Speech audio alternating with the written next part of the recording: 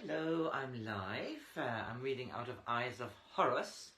It is a farm memory book by Joan Marshall Grants. She was a writer of her farm memories. She passed away in 1989.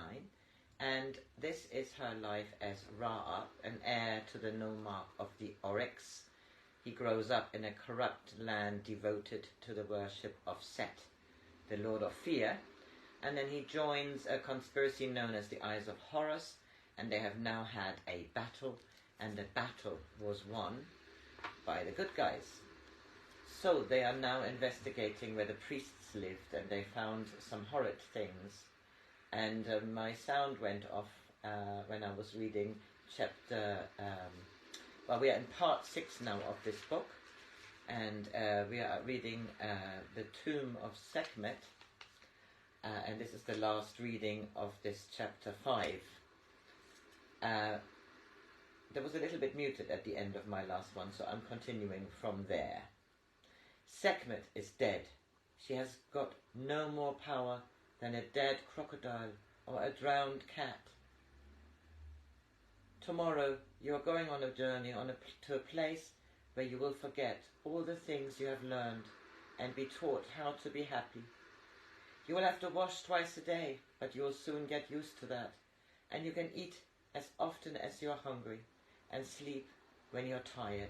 Instead of watching bulls being sacrificed, you can live on a farm if you like, and milk the cows when they come in from their pastures, and collect the eggs before the ducks are let out in the morning. He stared up at her through eyes still heavily ringed with coal.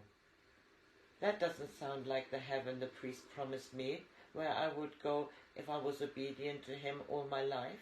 He said that I could have 10 acolytes, or even more if I was very obedient, from whom no secret of desire was concealed. I didn't think it sounded a very nice kind of heaven, because I might have remembered to be sorry for the acolytes. Ours is a much better kind of heaven, said Kias confidently. And you won't have to bother to die to get there. Tomorrow, or perhaps the next day, you will go in a litter for several days. Sometimes you can walk if you want to, for a change. And then you will come to a place called Hotep-Ra. And won't there be any old men whom I have got to make whimper with excitement? There are no old men like that in Hotep-Ra, because in our country we are not afraid of men. We don't fear anything at all. That night there was rejoicing in the old capital, such as it had not been seen for centuries. The soldiers of the Oryx, the jackal, the hare, and the reed went laughing and singing through the streets, and the townspeople ran out of their houses to join them. All around the city fires had been lit, jar after jar of wine and beer were opened, and everyone had as much as they could eat or drink. The reed had given a banquet for us in the old hall of audience, and to it came all the captains and ladies and leaders of hundreds, and those nobles and officials who were watchers. We toasted Ra and Horus and Amenemhet. We toasted each other and the south. I saw there was truth in the legend that the heads of soldiers are thicker than other men's. Or perhaps the wine of the reed was not so potent as made in the Oryx. For though we feasted until halfway between midnight and dawn, there was not one of us who could not still have walked a rope bridge without overbalancing. The captain's house was only about 200 paces from one of the city gates, so we decided to walk home. Kias linked arms with Hanuk and me, as we walked to the streets, which even at this late hour were still crowded with people rejoicing in their freedom.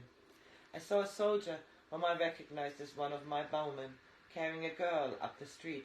She, with her arm around his neck, was planting kisses all over his face. Through the half-open shutters of a little house came the sound of an exchange of passionate endearments. Hanuk smiled. Khanum, the porter, will be kept busy making his tallies tonight. What does it matter, since the children will be born into freedom, said Kias. Yesterday they were all slaves, though they didn't realize it. Slaves of superstition, of caste, of jealousy, of ignorance. Fear was their whip man, and we have set them free. We passed through the pylon of the west gate. Look, Raab, said Kias, look, Hanuk, SEKMET has lit a torch for us that will never go out. From the ruins of the temple of SEKMET rose a pillar of fire. The darkness was given forth light in the name of Ra. So, the next chapter is Siege of the Royal City.